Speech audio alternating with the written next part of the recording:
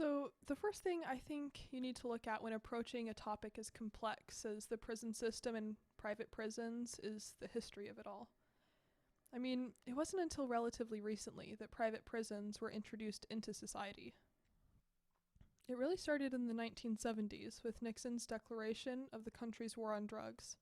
America's public enemy number one in the United States is drug abuse. In order to fight and defeat this enemy, it is necessary to wage a new all-out offensive. As I talked to the people from New York State, I realized the need for money to deal with this problem. I am glad that in this administration we have increased the amount of money for handling the problem of dangerous drugs sevenfold. It will be $600 million this year. More money will be needed in the future.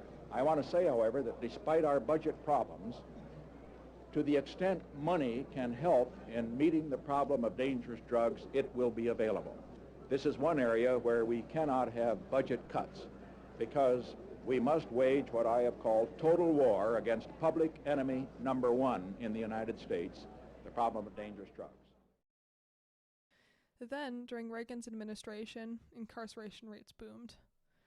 States could no longer keep up with the number of inmates they were being told to house, and thus the United States saw a rise in private prisons.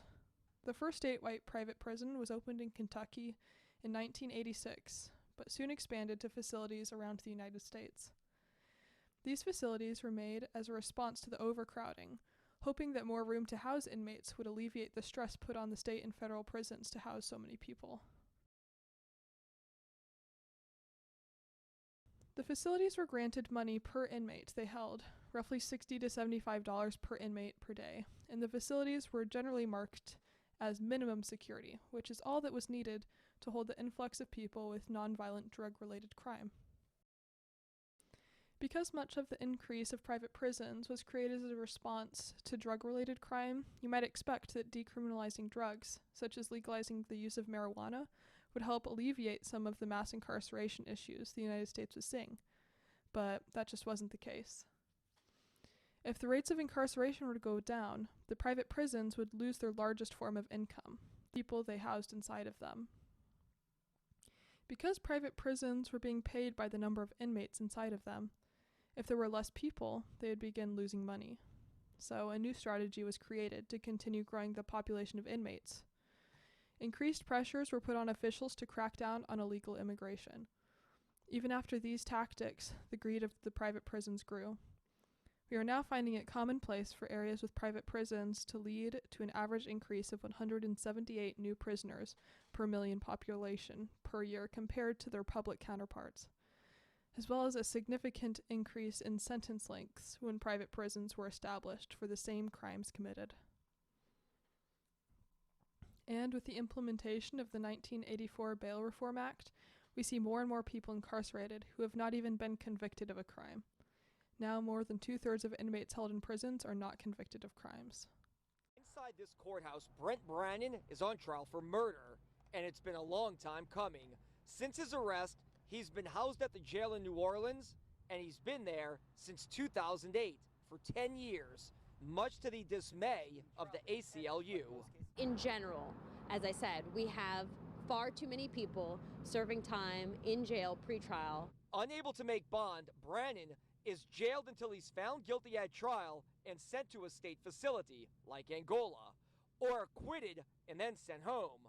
He's what's called a pretrial detainee, which is all this jail holds, and Brannon isn't the only pretrial detainee who's been housed here for years. Yeah, we're very concerned about that and actually doing quite an in-depth study. Records that we've spent months looking at show that almost 80 men, all pretrial detainees, have been housed here for longer than 3 years. Some have been here for 5, 6, even 7 years, just awaiting trials. Well, it's not how the system is supposed to operate. Derwin Bunton is the chief public defender in New Orleans. Really what it comes down to is everybody having the resources they need to do their job in our system and do it effectively. And when you don't have that, you have corners cut, you have delays, and it turns out that folks stay in jail longer than they should. The city council is looking at the issue, trying to help solve it. Well, it's frustrating from the standpoint there are a number of people in there who will be found not guilty, which means that they have been housed and jailed because they could not afford bond or were not afforded or not allowed bond by the court, and then they're released because a jury says they're not guilty of the crime they've committed.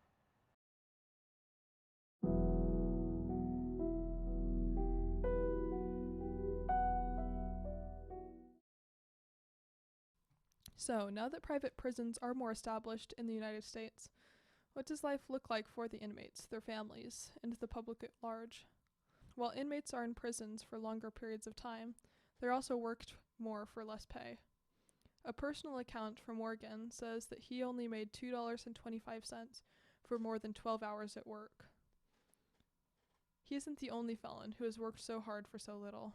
In fact, nearly 2/3 of incarcerated people report working behind bars, and those that earn money earn an average between 15 and 52 cents per hour. However, this isn't even as much as the inmates earn from their work, because up to 80% of their paycheck is withheld for taxes, room and board expenses, and court costs. The issues of mass incarceration and labor exploitation affect more than the inmates in private prisons, though. The lives of the incarcerated felons' families and dependents will also be affected in a major way. Surveys reported that a majority of prisoners have a minor child, a quarter of which are age 4 or younger. The familial and social impacts of parents and family members incarcerated often include unstable family environments, economic troubles, increased delinquency, poor school performance, and even trauma.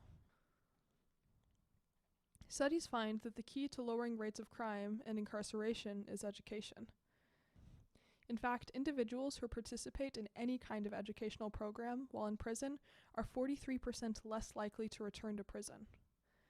However, privatized prisons will never opt for a rehabilitative or educational approach to incarceration, because it is expensive to implement these kinds of programs, and it reduces the number of felons that will be reincarcerated. Private prisons benefit from inmates being reincarcerated.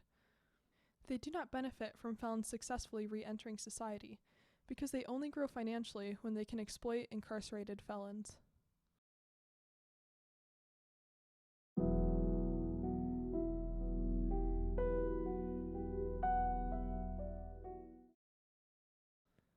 So, what can be done?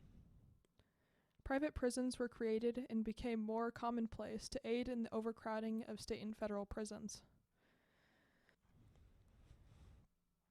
The fundamental way that private prisons make money and were designed is based off the number of people they incarcerate. Because of this, private prisons should be abolished. However, other steps need to be put in place before removing these prisons, because without them, state and federal prisons return to a dangerous, overcrowded state. Among these steps should be a bail reform. At its current state, because of current bail restrictions, 2/3 of people in jails have not been convicted and are thus innocent until proven guilty. Even among this percentage, there remains a majority of the unconvicted that involve crimes that are nonviolent. The purpose of a prison is to remove people from society that could cause it harm. So it makes more sense to sentence nonviolent felons with community service and rehabilitation to foster a healthier society than putting them behind bars.